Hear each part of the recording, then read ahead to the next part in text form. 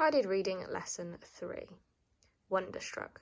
I am reading this book to my Year 5 class with permission from Scholastic. So this is where we'd got up to last time. We'd been introduced to this girl and we know that she's running away because she had a note. Can anyone remember what the note said? Let's have a quick think. Where do you think she could be going? Was there anything that was a clue before? And how do you think the stories are linking up so far? Is there a link, or do you think that hasn't been revealed just yet? Just want to have a think. Okay, and we're going to begin today's lesson. Water lapped at the dock and the boats clacked against one another. A loon called across the night, and the stones of Gunflint Lake glittered faintly in the darkness. The woods at night were always spooky, and the weak beam of the flashlight didn't stretch very far. Ben kept moving towards his house, where the one glowing window beckoned, staring back through the darkness like an unblinking eye. Under a vault of shaking black branches, he ran. The doors to his house, like nearly all the doors along the lake, were unlocked. Ben quietly entered through the back into the kitchen. He moved his small beam of light around the room. The flowers and food from the funeral had been cleared out, but the owl-shaped cookie jar sat on the counter with its head off, the way it always had. The junk drawer remained closed crookedly. The refrigerator was still covered with his mum's favourite quotes. It was like entering a museum of his old life. Ben realised that he could hear music playing softly in the distance. He turned his head to hear it more clearly, and a chill went down his spine. This is Major Tom, to ground control. I'm stepping through the door, and I'm floating in a most peculiar way. And the stars look very different today, for here I am sitting in a tin can above the world. Ben heard footsteps. He turned his good ear towards a direction he thought the sound was coming from. Somewhere near his mother's room, he guessed. Ben had never really believed in ghosts, although some of the stories his mum had read to him when he was younger had kept him up at night.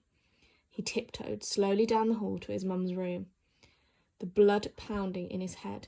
A faint smell of cigarette smoke grew stronger as he got closer. Ben paused in the hallway, dizzy with fear. "You shouldn't be such a turtle." He inched closer until he was right outside her door. He turned off the flashlight and put it in his back pocket. The door was open, a crack, and he could see the framed Van Gogh print, a big black tree and a swirling night sky with golden stars. A shadow moved across the room. Ben thought about the shooting star and the impossible wish he had made. With a trembling hand, he slowly pushed open the door.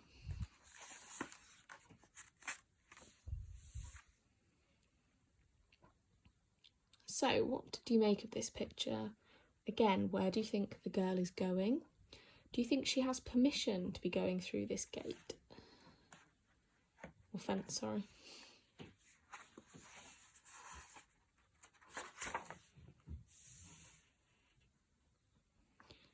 Are there any links between the picture and the text?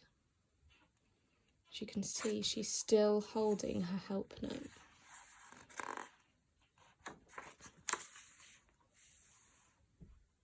What do you think she's doing with her help note now?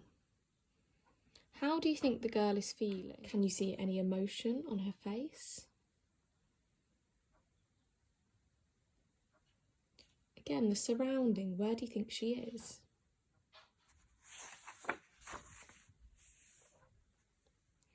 What has she made? What do you think she's going to do with what she's made?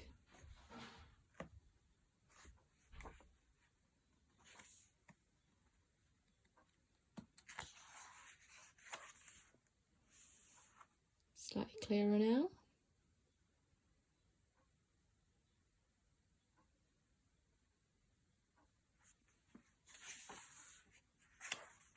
Is that what you're expecting? Did you think that it was going to go into the water?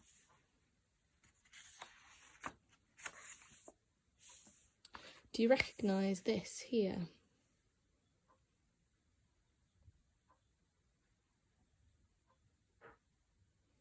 Do you recognise it from any of the previous pictures? Who do you think she is hoping will receive her note?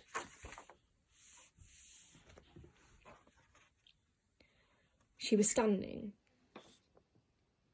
She was standing with her back to him, wearing her favourite skirt, dancing slowly to the music. A cigarette dangled carelessly in her left hand. Ben felt his knees buckle, and when he tried to steady himself, the door suddenly opened wider, making a loud creaking sound. His mother whipped around. Ben gasped. It wasn't his mother at all. It was his cousin Janet. She was wearing his mother's clothes and smoking her old brand of cigarettes. "What are you doing here?" Janet cried, her eyes wide with shock and embarrassment.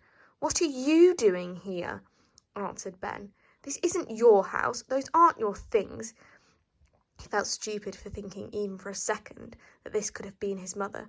He wiped his eyes quickly so Janet wouldn't see the tears. The colour drained from Janet's face. "I knew I shouldn't have turned on the lamp. Benji, you smoke." Janet looked at the cigarettes in her hand, and if she had only then realised it was there. She stubbed it out quickly in the glass she was using for an ashtray. "No, well, yes," she said. "I mean, only sometimes. It's just, oh God, please don't tell my parents. They'll kill me." "Why are you here? I don't understand."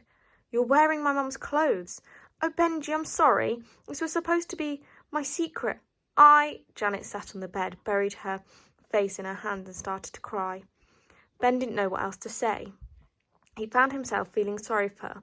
Janet had always made an effort to be nice to him. She was the one who had found him hiding in his mum's closet after the funeral. Instead of telling anyone or making fun of him the way Robbie would have, she climbed inside and sat beside him. The two of them had cried together and held on to each other without saying a word. Janet looked up at him from the bed. She tightened her ponytail and took a breath. "Benji, I know this is your mum's room. It's just..." She paused and reached around to the back of her neck and clasped a silver locket and placed it in the jewellery box. Ben had never seen the necklace before, but then again his mum had never worn much jewellery. A tin coffee can sat on the bed. Janet opened it and handed it to Ben. "I found this. I thought you might want it." The coffee can was filled with cash. It had to be his mum's rainy day fund. Ben handed it back to Janet. "That's probably a lot of money, Ben. You should keep it." He shook his head and pushed the can back toward Janet, who set it down on the bed. She picked up her own clothes. I'll go change in the bathroom," she said nervously.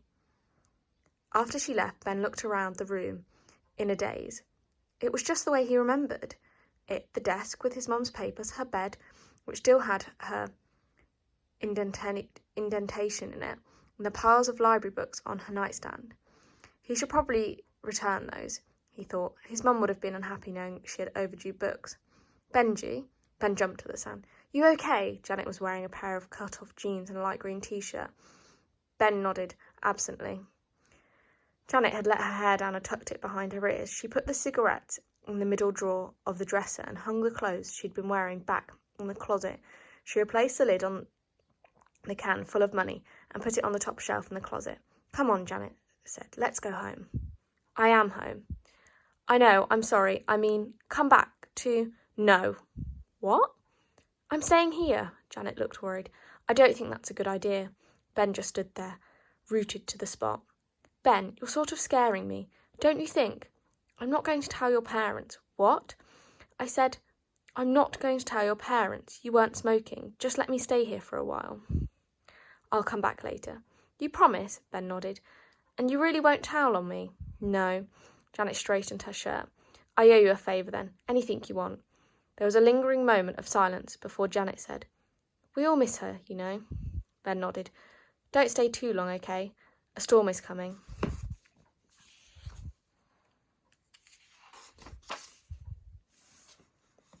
So we're back to the pictures. So where do you think the girl could be going now?